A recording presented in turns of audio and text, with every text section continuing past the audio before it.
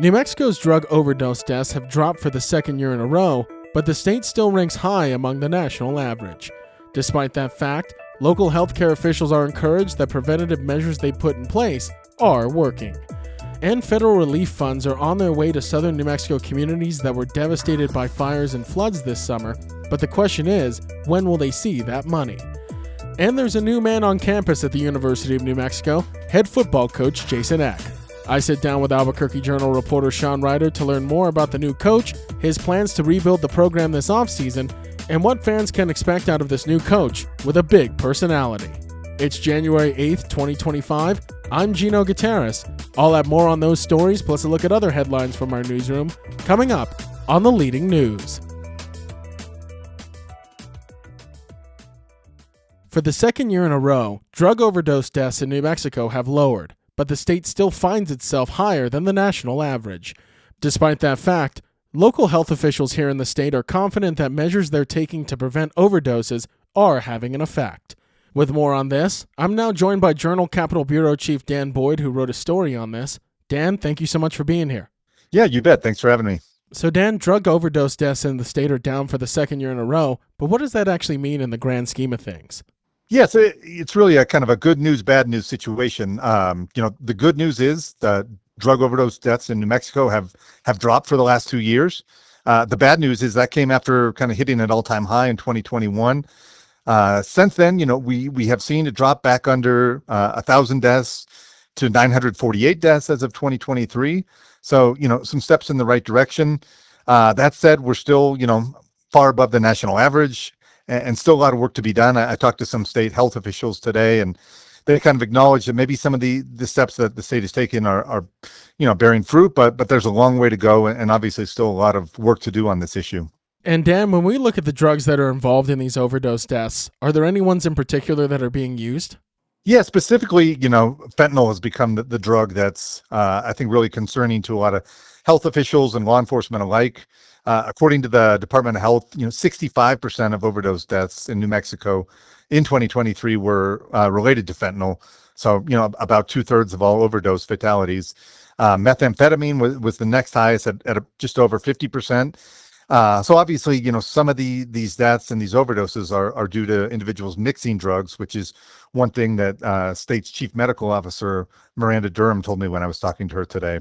Dan, you mentioned it at the start of this interview that this is really a good news, bad news thing, but state health officials are really encouraged by the numbers they're seeing because they think some of the preventative measures that they put in place are actually working. But what are those preventative measures? Yeah, so some of the steps that have been taken that the chief medical officer mentioned today, one thing, a couple of years ago, the legislature approved a bill legalizing fentanyl test strips so people can test whether there's fentanyl in a drug. It's also a lot more easier, to access Narcan, things like that can kind of reverse some of these overdoses.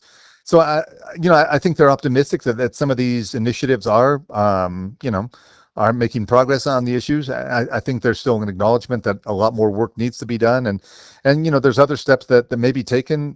Today they mentioned to me about Suboxone, which is another drug kind of like Narcan that can be used to reverse overdoses. So I think we're still kind of seeing whether that trend continues and whether overdoses continue to decline, but at least some good news in the short term. And Dan, this is really a step in the right direction for the state in terms of drug overdose deaths. But I'm curious, did these state healthcare officials give you any indication on how they can continue to drive these numbers down? Yeah, I think they're hoping to continue kind of some of these, those initiatives that we kind of talked about. This is kind of in line nationally. Overdose deaths have also kind of plateaued, at least here in the last few years, and maybe kind of after the pandemic a little bit. I think we'll see whether that trend continues. Interesting to me that I did get some age data as well, and individuals 35 to 44 were the most likely to have drug overdose fatalities in New Mexico. So it's not necessarily just younger folks. This is an issue I think that affects individuals of different age groups all across the state. So some encouraging signs when it comes to drug overdose deaths in New Mexico as they continue to come down. Albuquerque Journal Capitol Bureau Chief Dan Boyd with the latest. Dan, thank you so much. Thank you.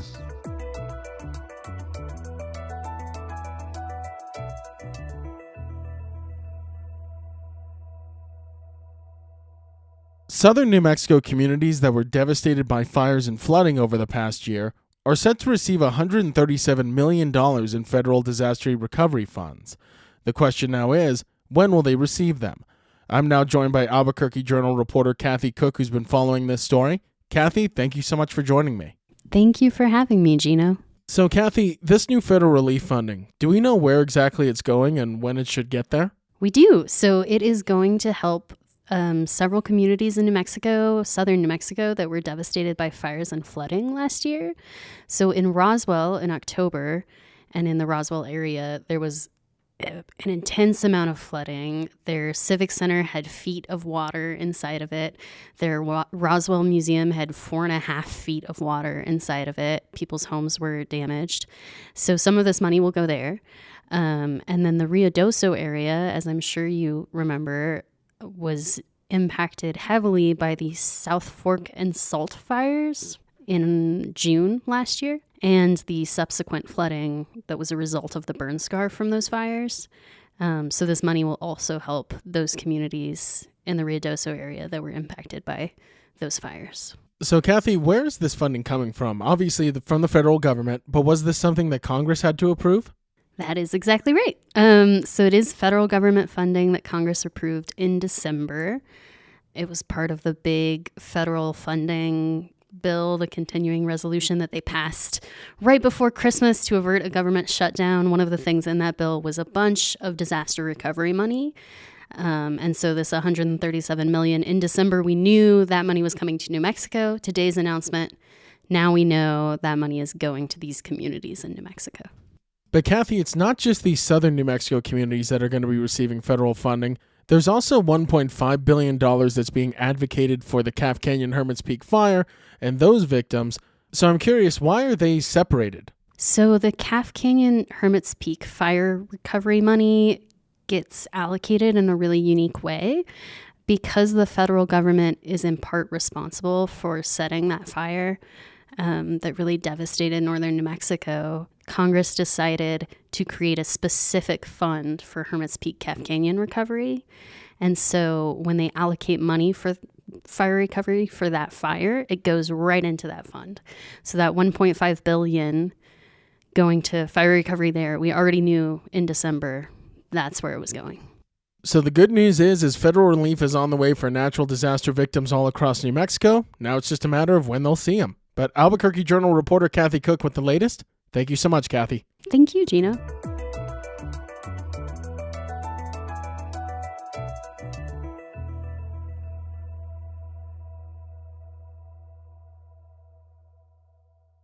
After an offseason that included their head coach leaving for a Mountain West rival, UNM Football is getting ready to rebuild their team for the upcoming season under new leadership.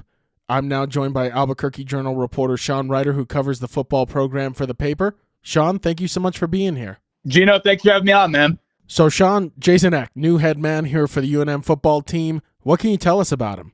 Yeah, he spent the last 3 years as a head coach at Idaho, 26-13 there with 3 FCS playoff appearances. And it was really a very impressive run that kind of made it clear that he was going to be a guy that was probably going to end up as an FBS head coach, a G5 head coach at some point.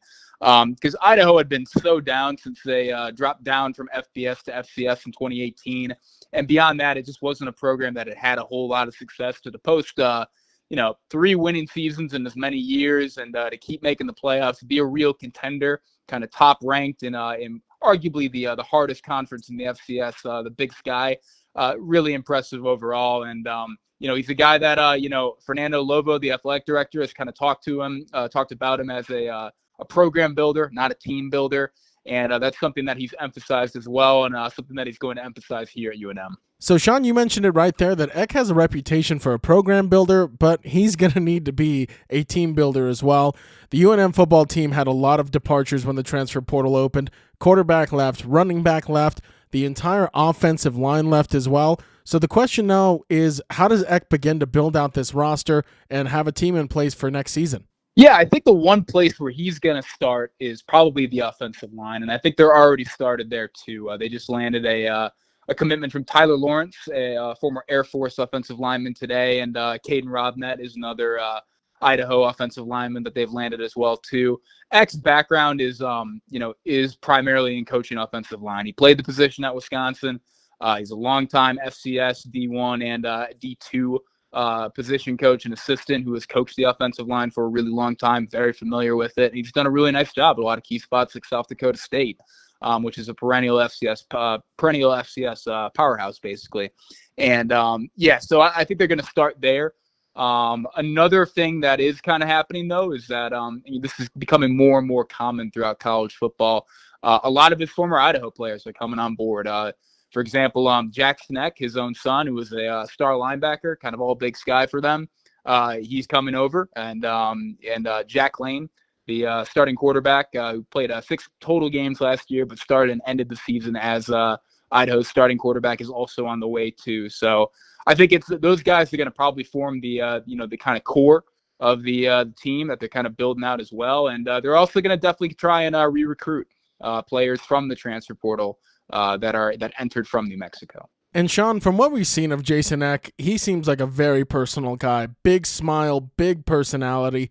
What can Lobo fans expect out of their new head coach? I think exactly that.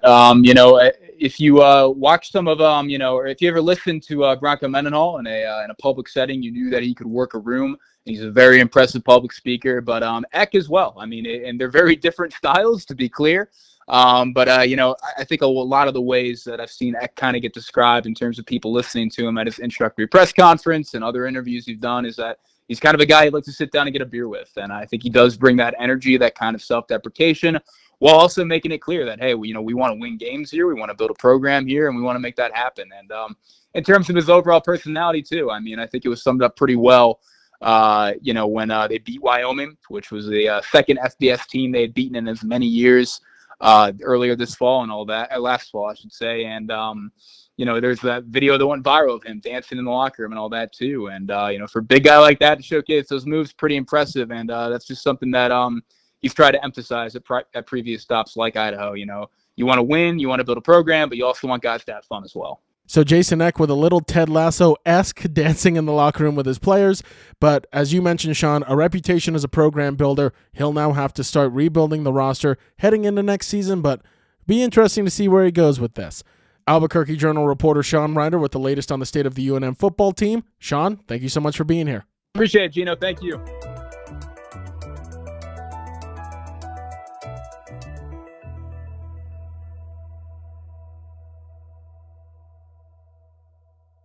In other headlines from the newsroom, the Western New Mexico University Board of Regents meeting was canceled Tuesday after all but one regent resigned amid criticism over wasteful spending and a $1.9 million severance agreement for President Joe Shepard, who steps down from that role on January 15th.